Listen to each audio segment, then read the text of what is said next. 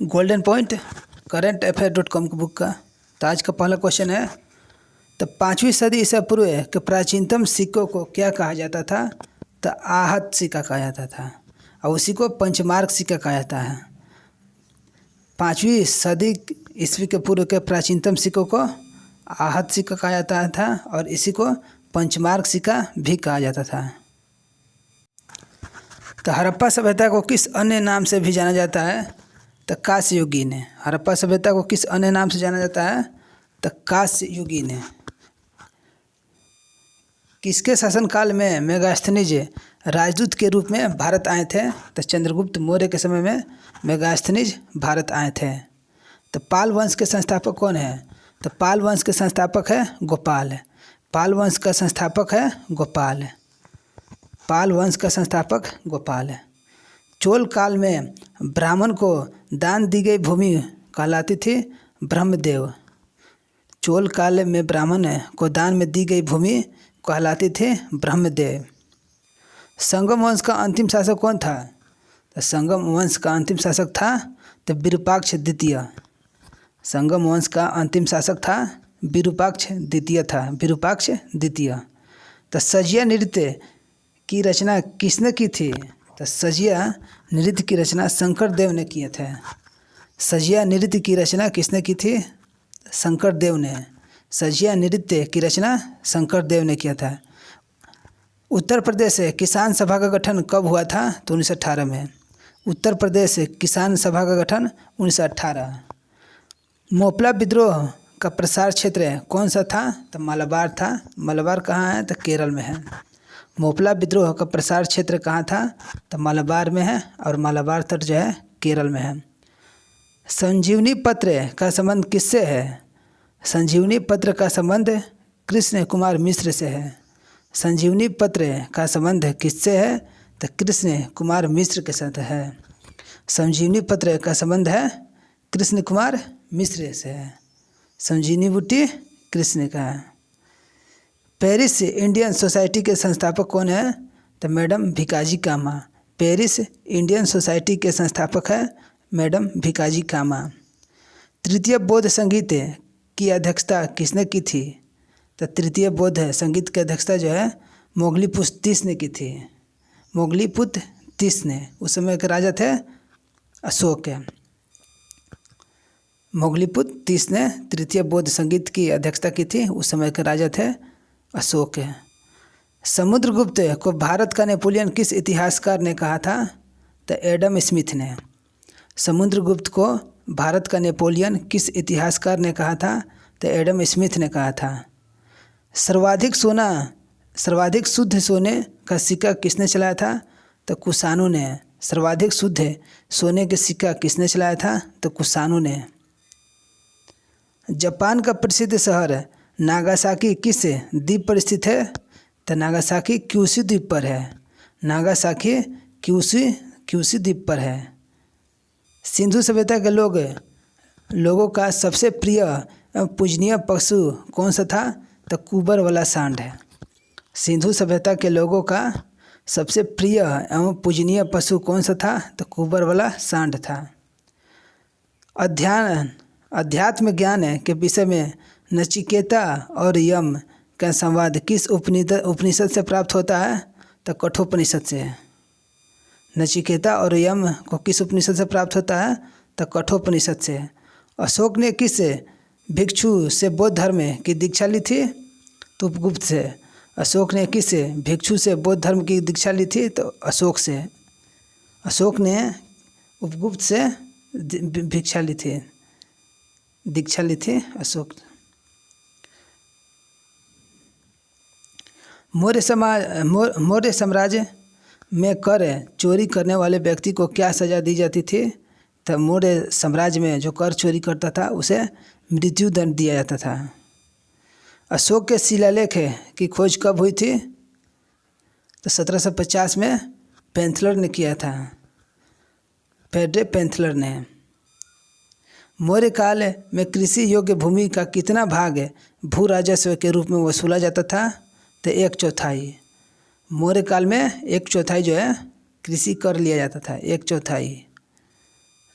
सांची एवं सारनाथ के स्तूप का निर्माण किसने कराया था? तो अशोक ने। सांची एवं सारनाथ का स्तूप का निर्माण अशोक ने कराया था। कालिदास के प्रसिद्ध ग्रंथ मालविकाग्निमित्रम का नायक कौन था? तो अग्निमित्र था। कालिदास का प्रसिद्ध ग्रंथ मालविकाग्निमित्र के नायक जो था, हीरो था उसमें, तो अग्निमित्र था। भारत में पर्शियन साम्राज्य का वास्तविक संस्थापक कौन सा था? तो मिथ्रेडेट्स प्रथम था। भारत में पर्शियन साम्राज्य का वास्तविक संस्थापक कौन था? तो मिथ्रेडेट्स था। पर्शियन साम्राज्य का वास्तविक संस्थापक मिथ्रेडेट्स प्रथम था।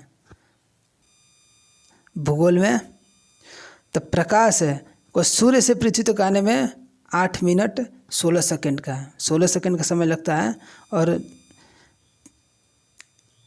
8 मिनट 16 सेकंड है। प्रकाश को सूर्य से पृथ्वी में तक आने में 8 मिनट 16 सेकंड। और चंद्रमा में पूछेगा तो 1.23 सेकंड है। चंद्रमा एवं सूर्य की आकर्षण शक्तियों के कारण सागरीय जल के ऊपर उठने तथा उतरने को क्या कहा जाता है? तो ज्वार भाटा। सागरीय जल को ऊपर उठने और बैठने को ज्वार भाटा कहते हैं। एक सूर्य की अपनी कक्ष में सूर्य से अधिकतम दूरी को किस नाम से जाना जाता है? तो अपसोर है। अधिकतम हो गया तो अपसोर 4 जुलाई, और न्यूनतम हो गया तो 3 जनवरी है, उपसोर है। उप है तो पहले, अप है तो बाद में है।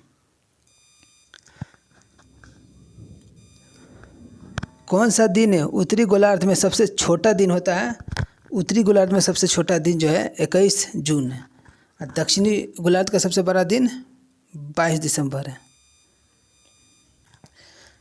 किस काल में भारत के दक्कन के पठार पर बेसाल्ट निर्मित लावा का निर्माण हुआ है? तो क्रिटेशियस युग में। किस काल में भारत के दक्कन के पठार पर बेसाल्ट निर्मित लावा का निर्माण हुआ है? तो क्रिटेशियस युग में। दक्कन के पठार पर बेसाल्ट से निर्मित लावा का निर्माण हुआ है क्रिटेशियस युग में। क्रिटेशियस युग में। समान वर्षा क्षेत्र को जोड़ने वाली रेखा को कहा जाता था आइसो हाइट है। वर्षा होती है तो हाइट से आकर गिरती है तो आइसो हाइट है। विश्व में सर्वाधिक कोयला का उत्पादन किस देश के द्वारा किया जाता है? तो कोयला सबसे ज़्यादा उत्पादन होता है चीन। सूर्य के बाद पृथ्वी के सबसे निकट का तारा किसे माना जाता है? तो प्रोक्सिमा सेंचुरी को। सूर्य के बाद पृथ्वी के सबसे निकट का तारा प्रोक्सिमा सेंचुरी। बेटिंग जल संधि किस रेखा के समांतर स्थित है? अंतर्राष्ट्रीय तिथि रेखा को। बेरिंग जल संधि होगा यहाँ। तो बेरिंग जल संधि किस रेखा के समांतर स्थित है? तो अंतर्राष्ट्रीय तिथि रेखा।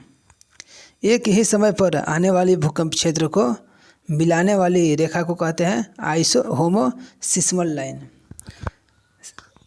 एक ही समय पर आने वाले भूकंप, एक ही समय पर अगर भूकंप आएगा उसको मिलाने वाले समय को होमोसिस्मल कहेंगे। होमोसिस्मल।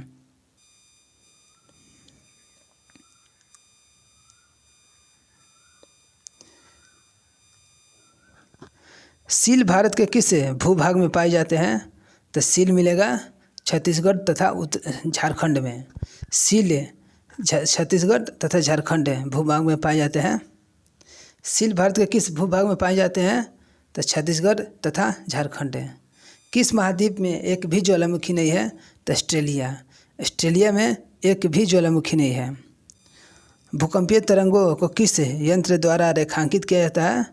तो सिस्मोग्राफ से। भूकंपीय तरंगों को किस यंत्र द्वारा रेखांकित किया जाता है? तो सिस्मोग्राफ से। भूकंप आने से पूर्व वायुमंडल में किस गैस की मात्रा बढ़ जाती है? भूकंप आने से पहले रेडोन की मात्रा थोड़ा बढ़ जाती है।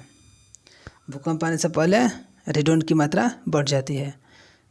विश्व का छत जो है पामीर के पठार को कहा जाता है। विश्व का छत पामीर का पठार है। विश्व का छत है पामीर का पठार। यह जो है जम्मू कश्मीर के ऊपर है, चाइना के भाग में। विश्व का सबसे बड़ा मरुस्थल कौन सा है? तो सहारा मरुस्थल अफ्रीका में। विश्व का सबसे बड़ा मरुस्थल सहारा मरुस्थल अफ्रीका में है। विक्टोरिया झील किन दो देशों के बीच अंतर्राष्ट्रीय सीमा बनाती है? तो विक्टोरिया झील तंजानिया और युगांडा से निकलती है, सीमा बनाती है यहाँ से। विक्टोरिया झील किन दो देशों के बीच अंतर्राष्ट्रीय सीमा बनाती है? तंजानिया तथा युगांडा में। विक्टोरिया झील से होकर कौन सी रेखा गुजरती है? तो विषुवत रेखा। विक्टोरिया झील से होकर कौन सी रेखा गुजरती है? तो विषुवत रेखा गुजरती है। विक्टोरिया झील से होकर कौन सी रेखा गुजरती है? तो विषुवत रेखा। भारतीय राज्य व्यवस्था में तो संसद के किस सदन का अध्यक्ष उसका सदस्य नहीं होता है? तो राज्यसभा का, क्योंकि इसका अध्यक्ष होता है उपराष्ट्रपति। कौन सा संशोधन पंचायत राज के सशक्तिकरण से संबंधित है? तो 73वां संशोधन जो है पंचायत राज से संबंधित है। केंद्रीय मंत्रिपरिषद सामूहिक रूप से किसके प्रति उत्तरदायी है? तो लोकसभा के प्रति। केंद्रीय मंत्रिपरिषद जो है लोकसभा के प्रति उत्तरदायी है। केंद्रीय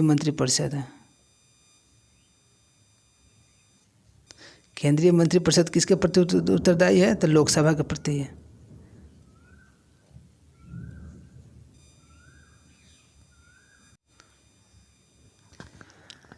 संघ लोक सेवा आयोग के वार्षिक रिपोर्ट किसे प्रस्तुत की जाती है? तो राष्ट्रपति को।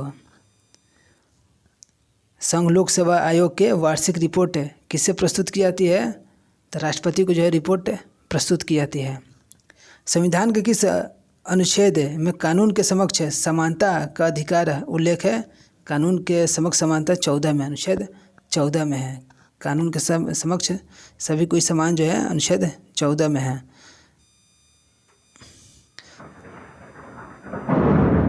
संविधान सभा ने उद्देशिका को कब स्वीकार किया था? तो 22 जनवरी 1947 को।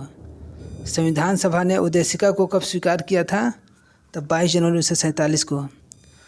संविधान सभा के किस अधिवेशन में गांधी जी को श्रद्धांजलि अर्पित की गई थी? तो 7वें संविधान संशोधन में। संविधान सभा के किस अधिवेशन में गांधी जी को श्रद्धांजलि अर्पित की गई थी? तो 7वें संशोधन में।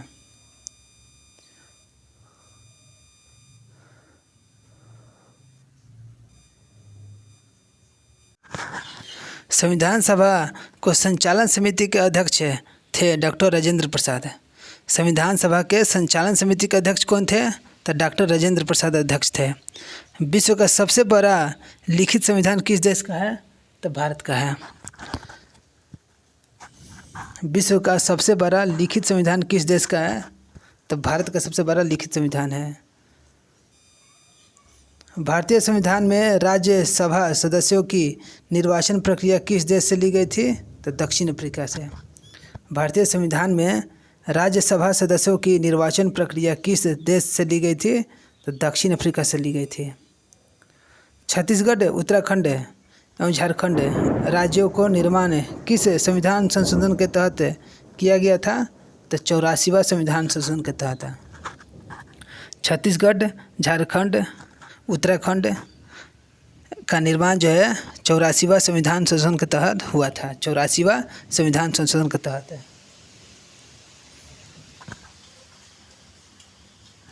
शिक्षा का अधिकार अधिनियम 2009